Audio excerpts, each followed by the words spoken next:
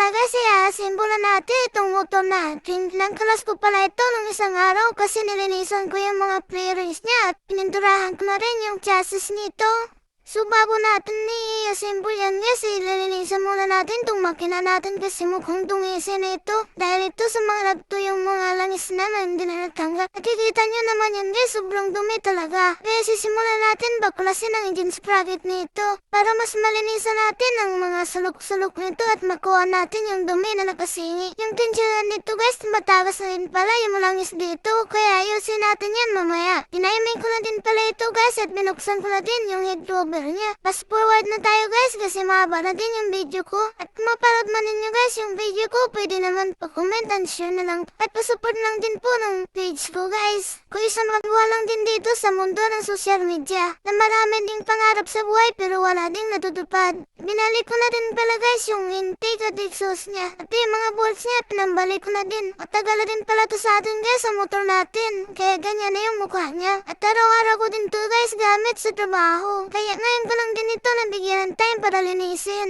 At hindi din natin naalagaan ito ng maayos. Kasi palagi tayong busy kahit di naman busy. Puro lang din mga stock ang mga pyesa nito. Kasi wala din naman tayong pambili ng mga mamahaling pyesa. Trip ko nga butas na hindi pa rin napapalitan. Okay lang din naman kasi hindi naman nasisilip. At yan na nga guys, babalik na natin ang head cover nito.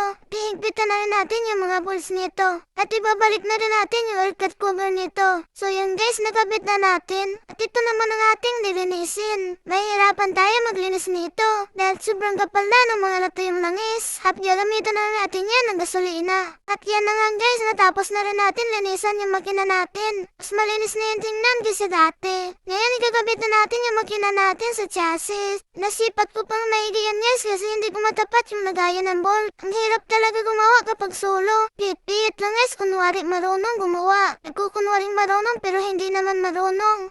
Bahala na, basta may kabit ko lang yan. At sakto din guys at dumating yung order natin na pransya. Kintrag pala ito guys ang nabili natin na pransya. Plug-in play lang ito sa Rider Wi-Fi at Rider Curve. At ikakabit na din natin yan ngayon. At naikabit na rin natin ngayon, ikakabit na rin natin yung front fender niya. Higpitan na rin natin yung mga bolt para may kabit na rin natin yung gulong. At tara na nga, ikinabit ko na yung gulong niya. Bali pink na rin pala yan guys ang kulay ng rim natin. Dahil ang mamalali ko ay sinunod na rin itong swing arm. At baka tayo maabutan pa ng gabi. At ikinabit ko na rin yung monoshock niya. At sinunod na rin itong handlebar niya. Ang mamadali rin tayo dito guys kasi magsusundok pa tayo sa baba. Tinabutin tayo na hapon dito guys kakayos na motor natin. Hanggang dito lang muna guys yung video ko.